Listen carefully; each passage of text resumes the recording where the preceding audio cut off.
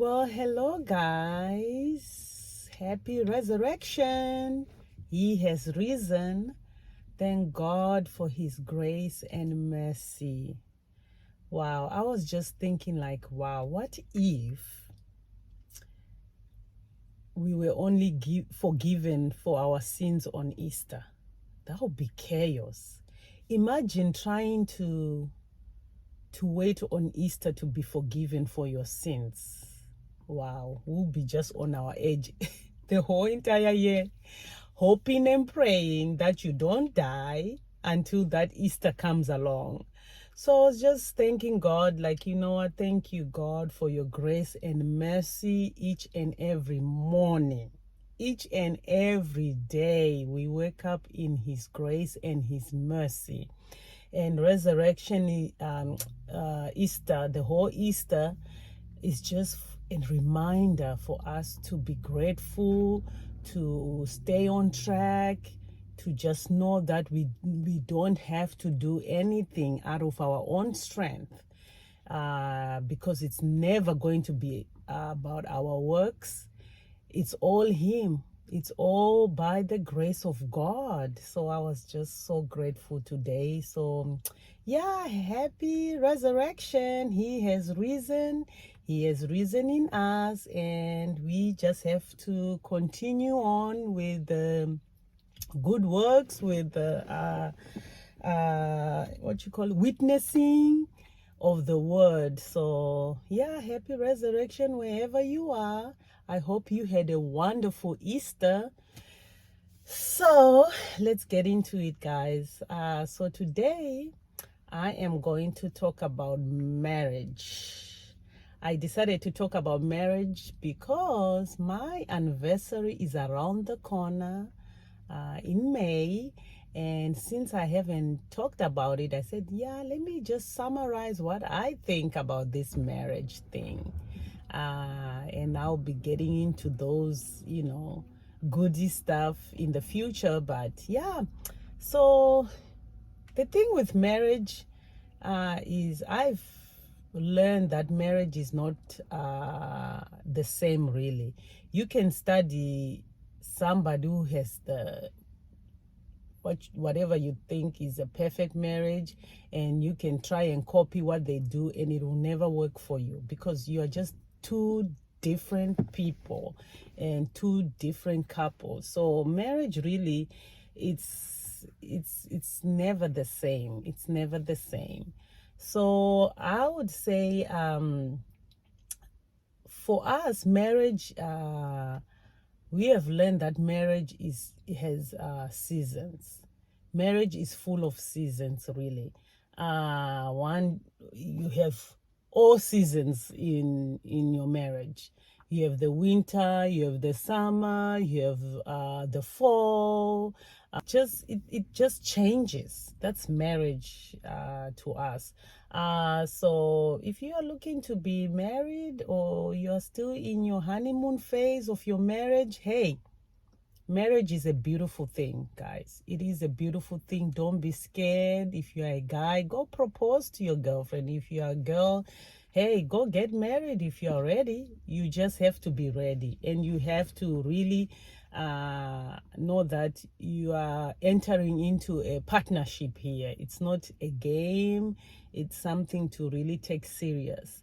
Well, for me, we have been married for 20, this will be our 26 years, I would say, or 25 and a half.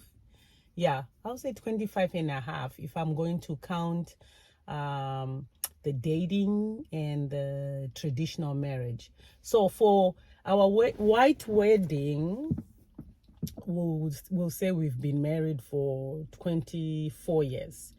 If I'm going to count our traditional marriage, then I'll say we have been married for 25 years.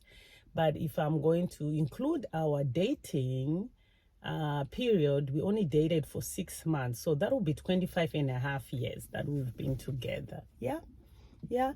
So we have learned quite a little. We have learned something about marriage, And I think, I can give you our experience to those young people out there who wants to get married, or you are in a marriage now. Just know that marriage has seasons. You are never going to be happy all the time. I like to use the illustration that my mom always told us, whether it was about life or about money or about marriage. She always used the illustration of a wheel, a car wheel, like this one. I had to bring this so you can see. Car wheel, this wheel. So my mom always told us that marriage, like she always told me that marriage is like this wheel. 1 minute, and it's always moving, because you're never going to stay on the same place. You are always going to be moving. 1 minute, you are up there on your highest point. You are happy or loving and all that. Another season, you are just unsure of the person you married. You are going through the storms. Then another season, you're right here at your lowest point, where you just want to kill each other, bury each other, let somebody let no one find you, or you are just praying, God kill him, or God kill her, she's just too much, at your lowest. But guess what? You never stay at your lowest point. You are always going to move up again to that point where you are like, maybe let's try again. It might work. And then you go back to that happy season where you're like, you know what? We can make it, and you are happy again. But guess what? You're never gonna stay there. No matter you are married for 20 years, 50 years, if you ask, you're always going to go through that season of change. So that's marriage. So I always remember that that illustration from my mom. So whenever I'm going through something, I always look at my car wheels, and say, you know what? That's life. That's with anything. You are just going to go through the ups and downs of marriage. So just keep that in mind if you are thinking about getting married.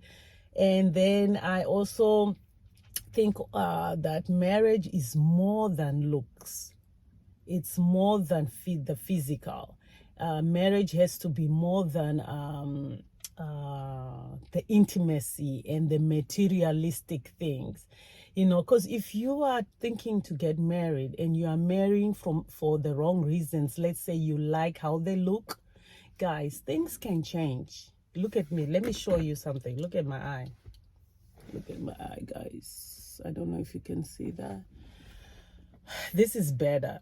This is what was happening with my eyes since Friday. So it's the pollen season here where I am, and I'm just allergic to this pollen. Like if you see my car, when it'll be green when I wake up, full of pollen everywhere. So I have problems with my eyes. They start itching and all that, and my eyes were swollen. So I was telling my husband, that's why I came up with this topic to talk about marriage this week, really, also, because I was telling my husband, well, if you married me for my looks, we are doomed, because I'm not sure what's going to happen with these eyes, because they were swollen, guys. They were huge, especially this eye. I have so many issues with this eye on my left side. It's just, one, it's a lazy eye. Two, it acts up, it uses this eye. So for me to wear glasses, it's because of this eye, really. My eye doctor told me you have to wear glasses because of this eye. I don't have to, but if I don't, I'm just using this eye to do all the work. So when the allergy season comes, it's this eye that just soars up to be like big. But anyway, I was telling my husband, if you married me for my looks, then we are doomed, because guess what? the looks are no longer there. I'm looking like I don't know what. So that's my point, guys. Make sure marriage it has to be more than that. You cannot marry somebody because of their looks. You cannot marry somebody because of their money, or oh, they have a nice car, they have a nice house. Those things can just go just like that. Look at the story of Job. He was just an upright person, but like over a period of, is it 1 year, he lost everything.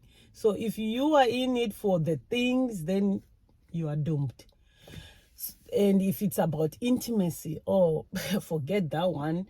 Things change. Kids come, you have seasons, your man has seasons, so things change. So really, just go into marriage knowing that it's a partnership. It's beyond your looks. It has to go beyond the materialistic, although yeah, credit is very important if you're in this country. But anyway, you can work around the credit, but just go beyond the the looks, the materials, the physical, and just go in for the long term thing. Don't go in with the short term goals. Go in saying, you know what, I want to be in this through the thick and thin, through till death do us apart, and you'll be fine. You go in that marriage knowing that you will never be the same. The person that entered that relationship with you is never going to be the same next year or 10 years from now. If you go in with that thinking, then you'll be fine, because you will never be the same people ever. That's marriage, guys. So let's get into the marriage requirements. Just like a job, remember they have their job requirements. Marriage has requirements. You have to be clear about that. Be clear about what are the requirements in this partnership we are entering. And I have come, and it's a lot of requirements depending on your marriage, but we have learned that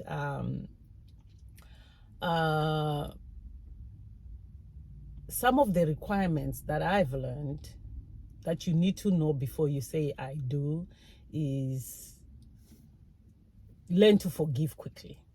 You have to learn to forgive quickly. Don't hold on anything for too long, because especially when it's the honeymoon phase, you are going to go through a lot, especially if you have never lived with a guy or never lived with a woman before. You're gonna learn each other. You're gonna know a lot of stuff is gonna bug you. It's gonna be irritating you, but if you master forgiving quickly, you'll be fine.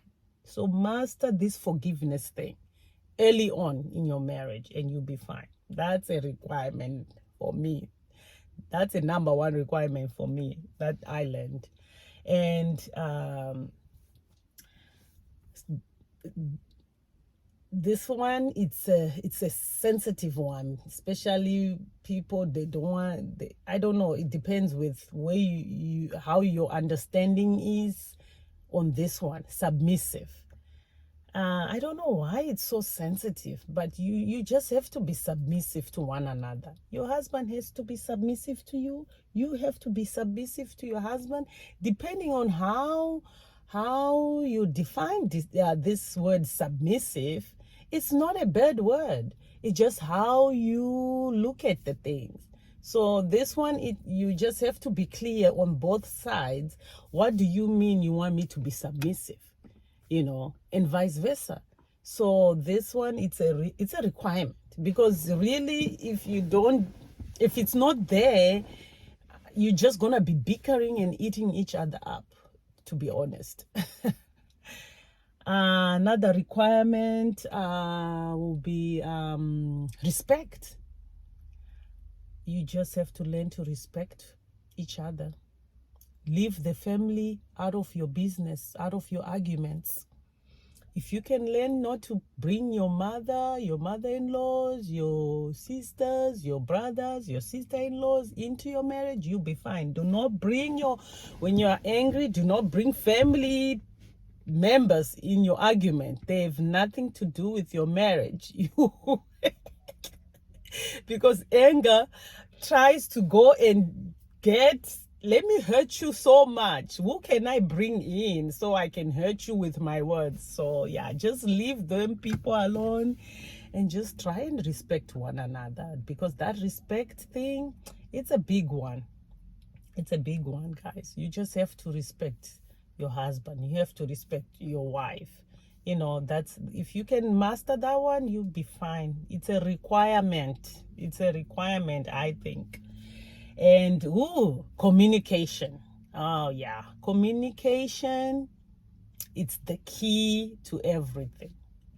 If you can be free with your husband or your wife, you'll be fine. Be free to speak up. Be free to not hide anything. Like, be free to talk whatever it is you want to talk about with your spouse. I think it's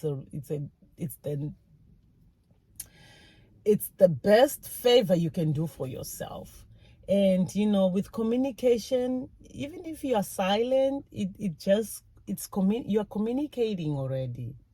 You have to listen, learn to listen, your body language, especially if you are one of those who talk with your face like me. Then that alone, the way you talk, the way you express yourself with your face and all that, you just have to train yourself, because it says a lot about your communication. And if you are very expressive, it seems like you are for me, it was more like I was struggling to say what I really wanted to say, so I would express it with my hands, my face, because I was having hard time to say what I really wanted to say. So make sure you're clear on your communication. And the other thing is, you have to leave room for you to grow. Guys, you will change every time. It seems like after you go through a season, you change. Another season comes, you are another person. Your spouse changes too. So each season you are changing. So you have to give yourselves room to grow. And once you understand that, well, this person is changing, is growing, and you give them room, you'll be fine. You make it. To those who have gone through trauma of any kind, one thing I can advise you is, know that you are not responsible for the harm that happened to you. You are not responsible for the harm that happened to you. You are only responsible for your recovery. And if you are going into a marriage or you're already married, your job is to not bring that pain into marriage, which is going to be the hard thing to do. So it seems like if you can work right now while your marriage is still fresh, if you are in a fresh marriage, if you can try and work on trying not to bring your pain into your marriage, then you'll be fine. Just try to recover. Work on your recovery, and you will be okay. What else on the marriage requirements? Compromise. You just have to compromise. Remember, this is a partnership. You cannot have your way all the time. Although sometimes, women, we can't help it. But hey, if you learn to master that, If you learn to compromise and know that, you know what, this is a partnership, then, you know, you are going to learn to compromise. Learn to uplift each other. You know, guys, learn to, if your wife is dressed nice or looking good, learn to give your wife compliments. Compliment each other. So compromise, learn to compromise, learn to compliment each other. No one wants to look good and walk out of the room and not be told by their spouse that So I have my own do's and don'ts, guys. I do. For marriage, I do. Let me start with the don'ts. With the don'ts that I learned in my own marriage. So, don't avoid conflicts, guys. Because what they will do is you end up burying that matter. And when you have an argument, instead of that argument to become just a small matter and you can solve that and be done with, it becomes so big, exaggerated, and exaggerated for no reason, because you have all these things that you've been bearing inside and avoiding. So if you can just talk about whatever the issue you have on hand and be done with it. Don't say, we'll talk about later, or be passive about it. Like, I had an issue also with being a passive aggressor. Like, I would say, I'll act like it didn't bother me, but actually it did. And then I would act on it by giving my husband silent treatments. That's being a passive aggressor. So you need to try and not do those things.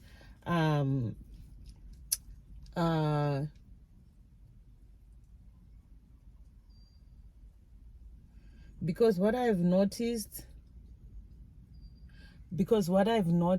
me doing that, it was just a way of me doing that showed me that I was just dwelling on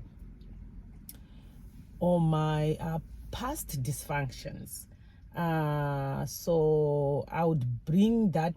My past was haunting me, so I wasn't able to see the matter, the issue as it is, because I was dwelling on the dysfunctions of my past. So that can be a big issue. So you need to make sure you forgive quickly and easily, because if you don't, you slowly become a passive aggressor, especially when you think, oh, I'm not a screamer no more. So guess what, it just finds another body,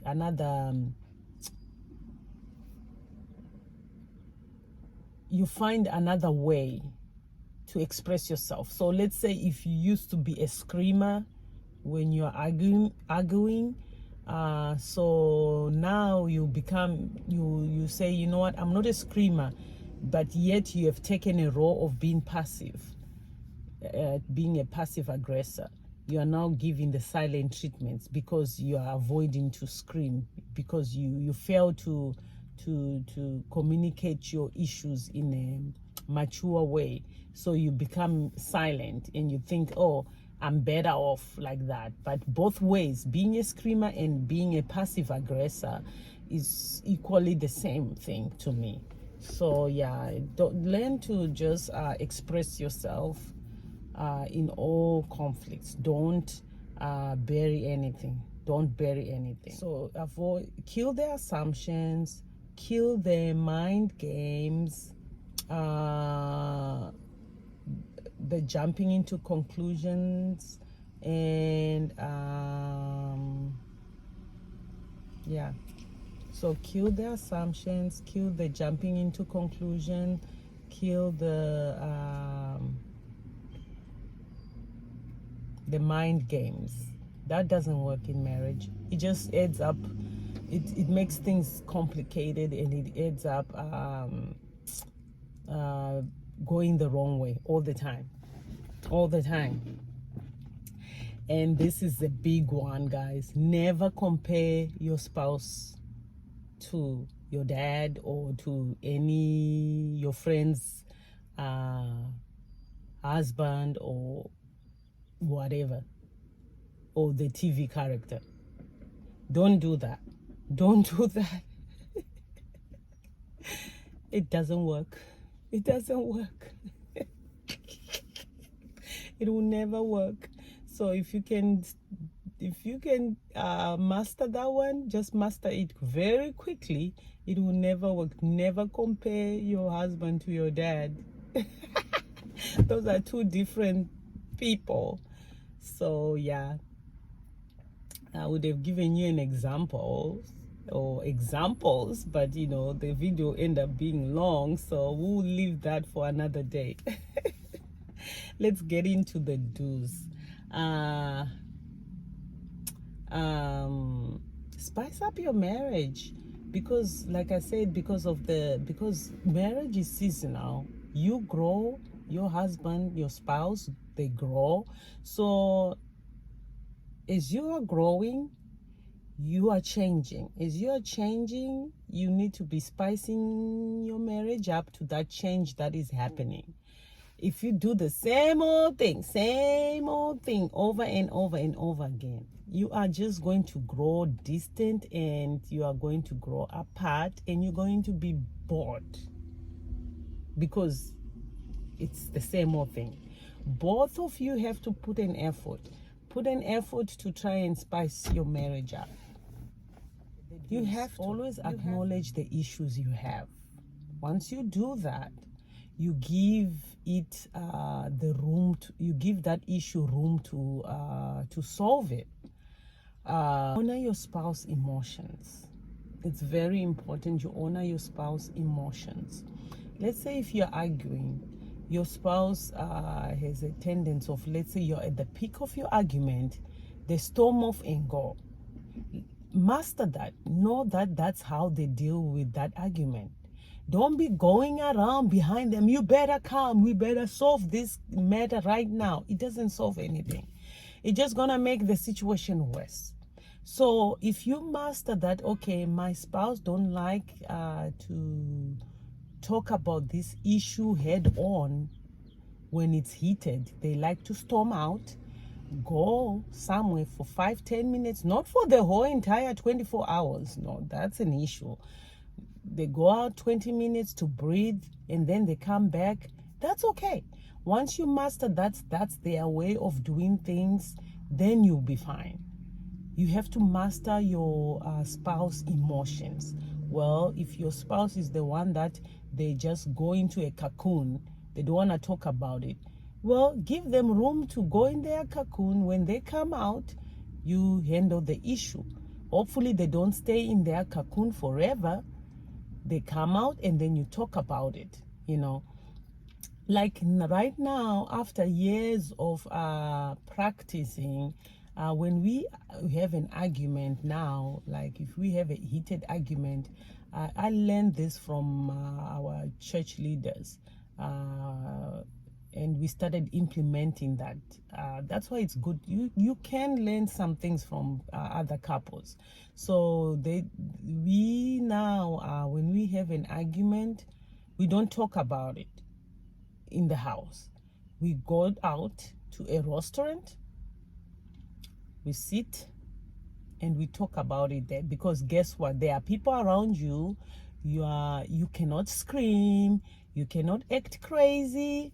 You are forced to act like you are civilized. You are mature. So you are forced to bring yourself together and talk as adults. So we like to do that when we have a big argument and we want to discuss something really sensitive. We go out in a public place. If we don't go to a restaurant, we go to a park where people are, and we go sit there and we talk about that matter and issue.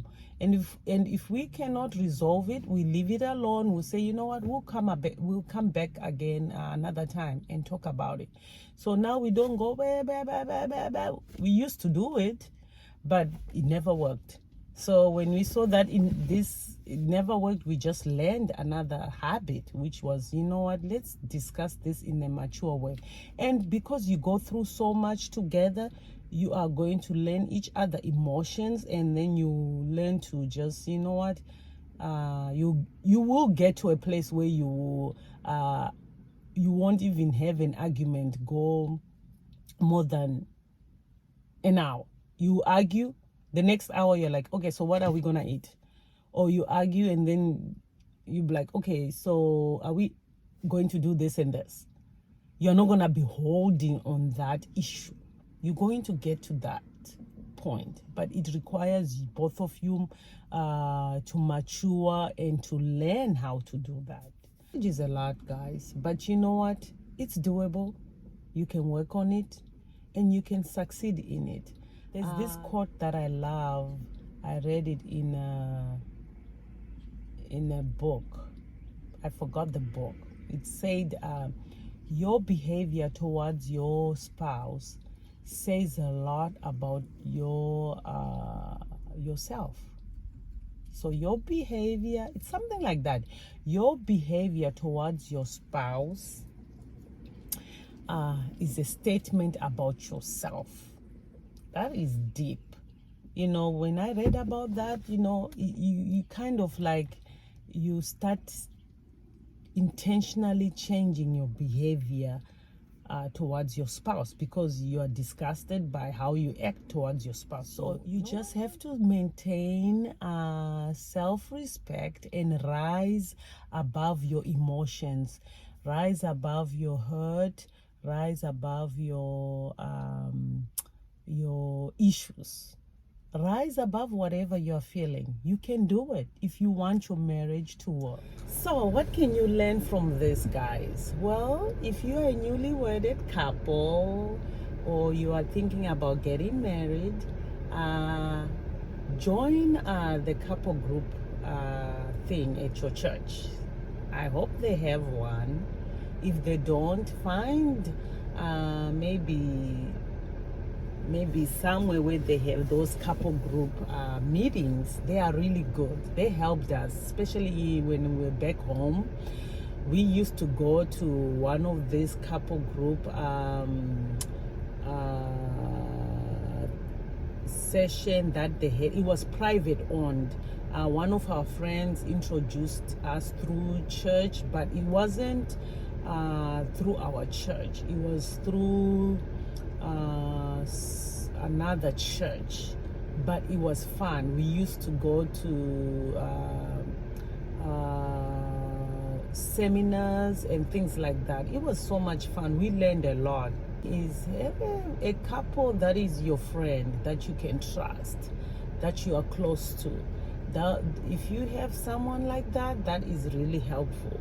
Like all of our couple friends that we were friends with from my country, we had this couple that we were friends with.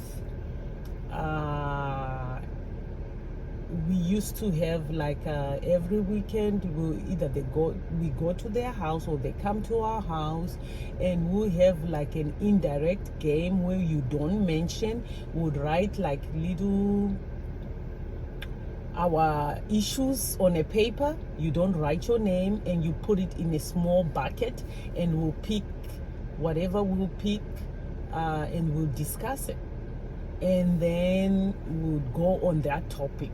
So that was so helpful because nobody knew who wrote it but you. So we will discuss all the issues that were in that little bucket, and it was so much fun, and it was so helpful. So have a couple that you can trust, that you are friends with and close with, and you can do things like that.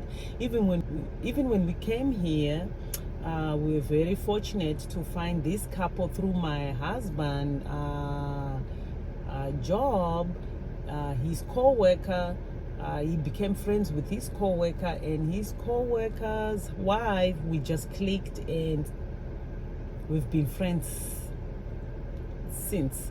And with them, we did the same thing, and that helped us a lot. So you need a couple friend. You need a couple that you're going to be so close with, that you do things together, you discuss issues with, and you just play games like those answering question games, and you would find yourself solving so many issues. And it's just good to hear other couples view on the same issue that you are having, and then you implement that, so it really works. And go on those date nights. Those date nights will help you. I know we are busy, we live in a busy world, or we don't have babysitters or things like that, but you need to go on a date night. And if you are in Africa, you are blessed. You have a maid, you have family, you can leave your children with your family members and go out. Even if it means going to a park, you don't have to spend money, but go somewhere where you can just talk, walk, the two of you, no children, and just be together and touch bases. That's how you're gonna know how much you have grown apart, or grown close, or what you need to fix, or what the other partner needs, things like that.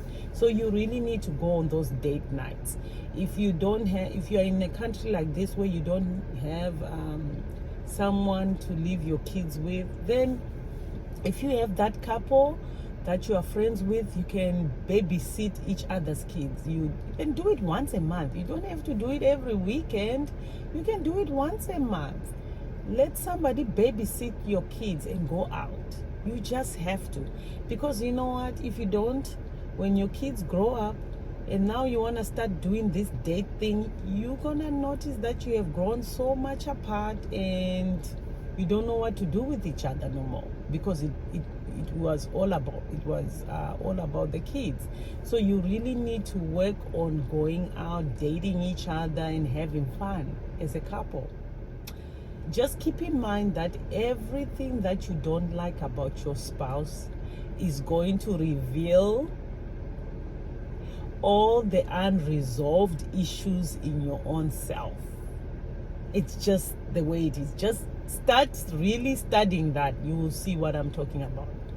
Everything that annoys you about your spouse, it's something that God is trying to work on you. And you really need to open your eyes and start working on that thing that God is trying to point on you. Someone, I think it's one of the preachers that said, whenever you're pointing to your husband, check the 3 fingers that are pointing back. They are pointing back at you. Whenever you're going like this, all this is the issues that you are talking about. You are pointing to your own self. So embrace the good that your spouse does, and tolerate these little small things. Learn, be true to yourself, be transparent, learn to apologize, to forgive. Apologizing is just you taking responsible for your own issues, you taking responsible for your action, and acknowledging the pain that you have caused, and telling your spouse that you are never going to do it again. So that's what apologizing is. So if you learn to apologize on those stuff that you have, on those mistakes, and learn to forgive, you'll be fine. Learn to tolerate those little small things, you'll be true to yourself. Go out, have fun with your spouse. Your spouse has to be your best friend, your number one best friend, no matter what. Be friends, be open to one another. It makes it easier to communicate. It makes it easier to be free, to be yourself. Pay attention to their emotions. Pay attention to your spouse's pain. Give them room to grow. Give them space if they need space. Give yourself space. because you're gonna need so much space. That way you can grow, you can become the better version of yourself. Work together, hang out together, love hanging out together, do more stuff together than with anyone else. Be on one accord on that disciplinary thing. If you can be on one accord on disciplining your kids, that's the number one thing that causes issues. You'll be fine. Learn that one very quickly. Just try to have more fun with your husband. Like with your husband or your wife, if you become best friends, someone you can talk to about anything, you'll be fine. And learn to pray together. That's another one. Just learn to begin small. Learn to pray together. Honor each other's faith and how they pray. Don't try to change anyone. Let them be themselves. Be who they are. Be them. Don't try to change them. You can never change anyone. You can never change anyone. They have to be willing to change if they think they need to change. But most importantly, always vision the future with your spouse till death do you apart. Always vision yourselves growing all together. Never vision divorce. Just vision the best relationship ever. Don't vision anything bad. Don't say anything that you don't mean, like, oh, I'm gonna divorce you, or this. Don't say things like that. Don't call on bad spirits in your marriage. It will be so difficult to fight those things out. So just always vision the best for your marriage. Always. Well, that's it, guys, for today. I hope you can learn one or two things from this, and let me know some of the things, some of the advice you have that you can give me to spice my own marriage. I love to learn, guys. So let's keep on growing and learning and inspiring one another. Until next time, guys.